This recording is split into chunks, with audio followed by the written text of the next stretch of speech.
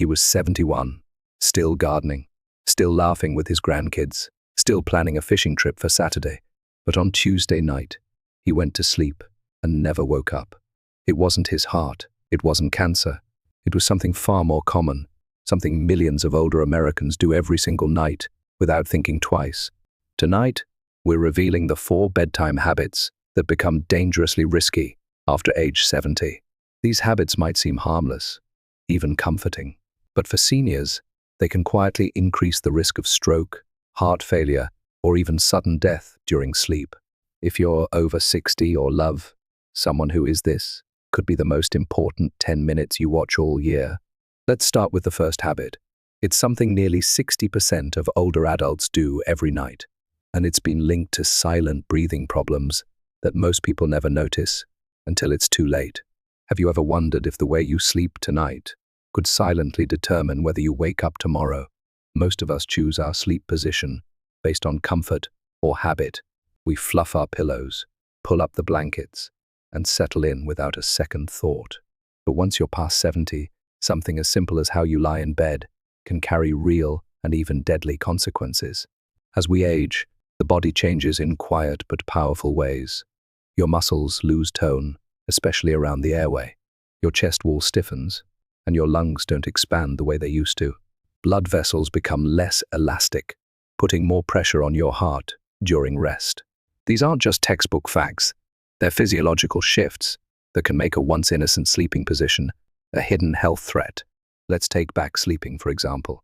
It's one of the most common sleep positions among adults, but after 70, it can be problematic. Why? Because when you're on your back, gravity can pull your tongue and soft palate backward, blocking the airway. This often leads to obstructive sleep apnea (OSA), a condition where breathing pauses repeatedly during the night. Each pause drops oxygen levels, jolts your body with stress hormones, and forces your heart to work harder, raising the long-term risk of atrial fibrillation, stroke, and heart failure. Meet Frank Davis, a 76-year-old retired veteran from Omaha, Nebraska. For decades, Frank slept on his back, believing it was good for spinal alignment. But over time, he developed morning headaches, constant fatigue, and a sense of mental fog he couldn't shake. It wasn't until his daughter convinced him to do a sleep study that they uncovered the truth. Frank was unknowingly stopping his breathing 38 times per hour. His doctor told him bluntly, without intervention, he was on a fast track toward a cardiac event. And Frank isn't alone. A 2022 study published in the Journal of Geriatric Cardiology found that nearly 60% of seniors with sleep apnea were undiagnosed, with most cases linked directly to back sleeping. It's a quiet epidemic, so what's the better alternative? Experts agree that sleeping on your left side is one of the safest positions for older adults. It helps keep airways open, reduces pressure on the heart, and even improves digestion and brain waste clearance. It's particularly beneficial for seniors who take evening medications, as it promotes more efficient absorption and liver function overnight. Transitioning to side sleeping can take time, but it's absolutely doable. Start by placing a firm pillow behind your back to prevent rolling, and tuck a medium firm pillow between your knees for hip and spinal support. For those with joint issues or arthritis, a full-length body pillow offers comforting, stable alignment. If side sleeping causes shoulder discomfort, elevate the head of the bed by 4 to 6 inches. It relieves pressure without compromising airflow. Within just a few nights, many older adults report deeper sleep, brighter mornings, and clearer mental focus. Over the long term, improving your sleep position could lower cardiovascular strain, reduce stroke risk, and even support memory retention. In the next section, we'll explore another seemingly innocent habit that can put your heart at risk without you even realizing it. What's your go-to sleeping position? And have you ever tried changing it? Let us know in the comments below. Your insight could help someone else sleep more safely tonight. Have you ever considered that a warm, cozy bedroom might be the reason you're waking up tired, dizzy, or worse? Many older adults love the comfort of a toasty room at night.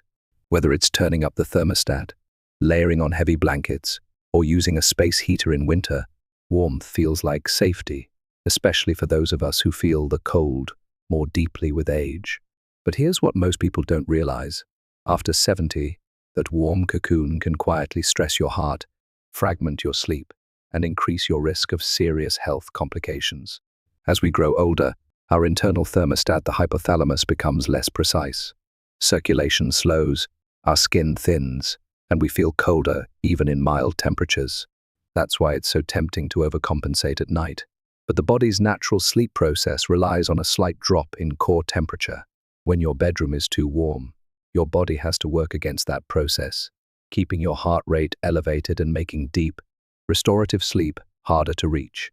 This isn't just theory, it's backed by science. A study from the National Institutes of Health found that seniors sleeping in rooms above 72 Celsius experienced more nighttime awakenings and higher morning blood pressure compared to those in cooler environments. Take the case of Linda Carter, a 77-year-old widow living in Asheville, North Carolina. Linda had always kept her bedroom at 76 degrees to fight off the chill. She slept under flannel sheets with a heavy quilt, but over the years she noticed something strange. Her sleep felt light, and she often woke up with a pounding heart and dry mouth. Her doctor suggested she try sleeping at 66 degrees with breathable cotton sheets and a lighter blanket. The change was life-altering. Not only did she sleep more deeply, but her daytime fatigue and palpitations disappeared within a week. For older adults, experts now recommend keeping the bedroom between 60 degrees and 67 degrees at night.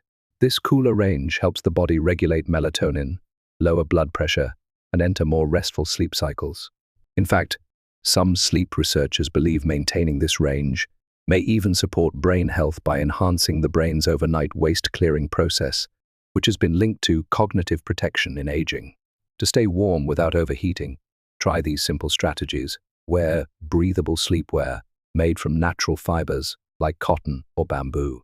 Use light, layered blankets instead of a single heavy one, so you can adjust easily. Consider using a fan or cracked window for ventilation even in winter. Invest in a programmable thermostat that lowers the temperature automatically at night. It might feel uncomfortable at first, but many seniors report that within days of lowering their bedroom temperature, they experience deeper sleep, clearer thinking, and more stable energy throughout the day. Next, we'll look at another habit that often flies under the radar, but could be quietly harming your heart and lungs every time you go to bed. What temperature do you usually keep your bedroom at night, and how does it affect your sleep? Share your experience in the comments. Your story could inspire someone to make a life-changing adjustment. What if that comforting late-night meal you look forward to is quietly putting your heart, lungs, and brain at risk? For many older adults, dinner tends to happen later and heavier than it used to. Maybe it's after an evening walk, a church gathering, or just while watching a favorite show. But after age 70, your body no longer processes food the way it once did, and a full stomach at bedtime can have consequences that go far beyond indigestion. Digestion slows significantly as we age. Your stomach produces less acid, which makes it harder to break down protein and fats. The muscles of your gastrointestinal tract lose strength, and the whole process can take nearly twice as long as it did in your 40s or 50s. So when you lie down with a heavy meal still sitting in your stomach, it creates the perfect storm for acid reflux and something even more dangerous, silent aspiration. Silent aspiration happens when small amounts of stomach acid or food particles rise up and sneak into the airways during sleep. You may not cough or choke, but over time, this can lead to aspiration pneumonia, a serious condition and one of the leading causes of hospitalization in people over 70. There's also the strain on your heart. Digesting a large meal at night raises your heart rate and blood pressure at a time when your cardiovascular system is supposed to be resting and recovering. This creates unnecessary stress that, repeated nightly, can compound into long-term damage. Consider Harold Simmons, a 74-year-old retired pharmacist from Tulsa, Oklahoma. Harold had always enjoyed his signature chili and cornbread around 8:30 p.m. It became a comforting routine after his evening news. But he started noticing unusual symptoms, waking up coughing, chest tightness, and fatigue that coffee couldn't fix. A visit to his primary care doctor led to a sleep study, which confirmed nighttime reflux and microaspirations. With a few changes, eating dinner by 6:30, swapping heavy meals for lighter fare, and propping up his bed slightly, Harold began sleeping soundly for the first time in years. Health experts suggest finishing your last substantial meal 3 to 4 hours before bedtime. For most older adults, that means no later than 6:30 or 7:00 p.m. If you must eat later, opt for smaller, easier to digest portions, baked fish with steamed vegetables, chicken soup, or a small salad with soft protein like tofu or eggs. Still find yourself hungry in the evening?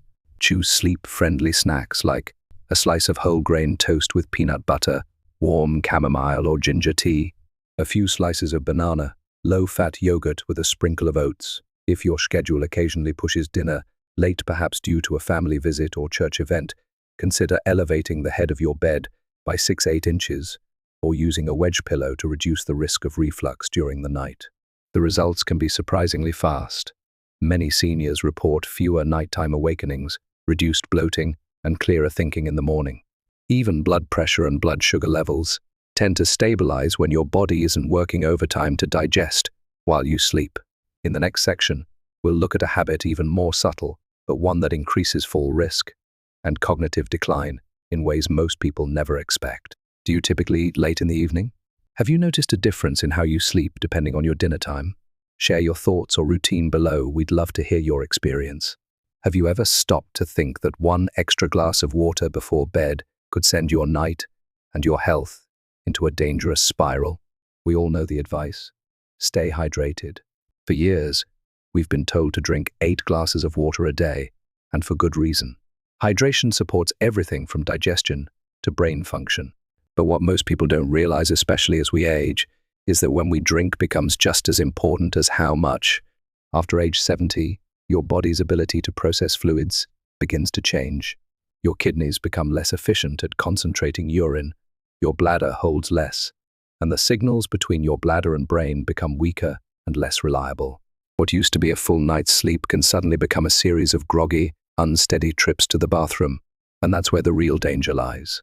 Every time you get up in the middle of the night, especially from deep sleep, your blood pressure may not adjust fast enough. This sudden shift is called orthostatic hypertension, and it's a leading cause of dizziness, fainting, and falls among seniors.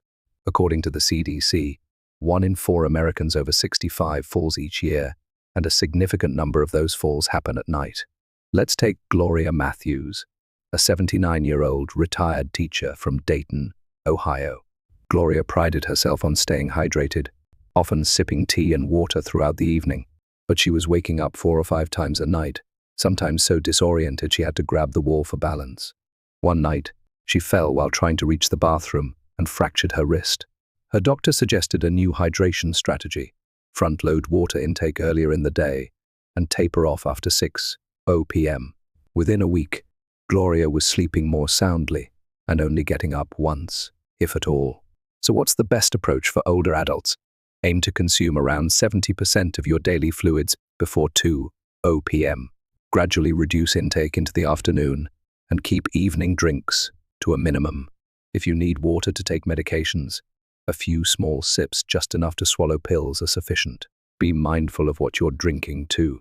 Avoid caffeine after 2:00 p.m. and skip alcohol entirely within 3 hours of bedtime. Both are diuretics that increase urine production and stimulate the bladder.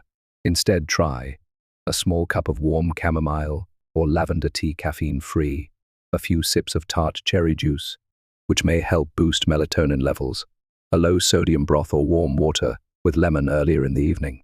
Also, consider safety upgrades in your home: motion-activated nightlights, grab bars near the toilet, and keeping a sturdy chair near the bed can dramatically reduce fall risk. For those with limited mobility, a bedside commode may be a safer option. The goal isn't to drink less, it's to drink smarter. Proper hydration during the day, combined with evening awareness, helps preserve sleep quality, prevents bathroom-related accidents, and supports brain health through uninterrupted rest. In the final summary ahead, we'll show how these 4 small changes, when done together, can transform your nights and protect your health in ways you might never have expected. Have you ever adjusted your fluid intake in the evening? Did it change the way you sleep? We'd love to hear how hydration habits affect your night. Share your experience in the comments. Have you ever thought about how the smallest nightly habits could quietly shape the quality and even the length of your life? We often think of health in terms of major events, a heart attack, a stroke, a fall. But the truth is, those moments rarely happen in isolation. They're usually the result of small, consistent stresses that build up over time, especially as we age. And many of those stresses happen not during the day, but while we're asleep. In this guide, we've uncovered 4 nighttime habits that seem harmless, but can silently put older adults at serious risk.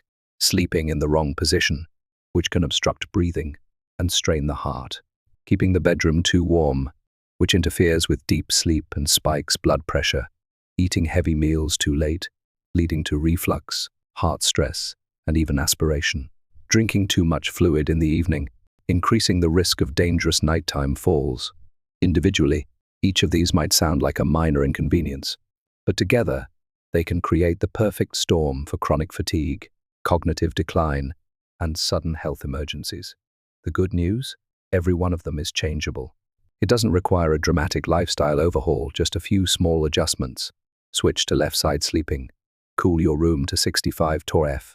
Finish dinner a few hours before bed. Hydrate smarter during the day.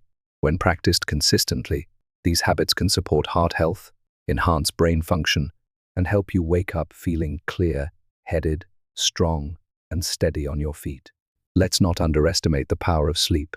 It's when your brain clears waste, your cells repair, and your heart finally rests. For older adults, protecting this sacred window of restoration is not a luxury, it's a necessity. In fact, studies from Harvard and Stanford show that better sleep in later life is directly linked to lower dementia risk, fewer hospitalizations, and even longer lifespan. So tonight, try one small change.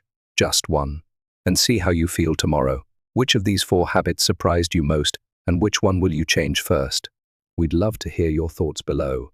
Your experience might be the encouragement someone else needs to take that first step towards safer, healthier sleep.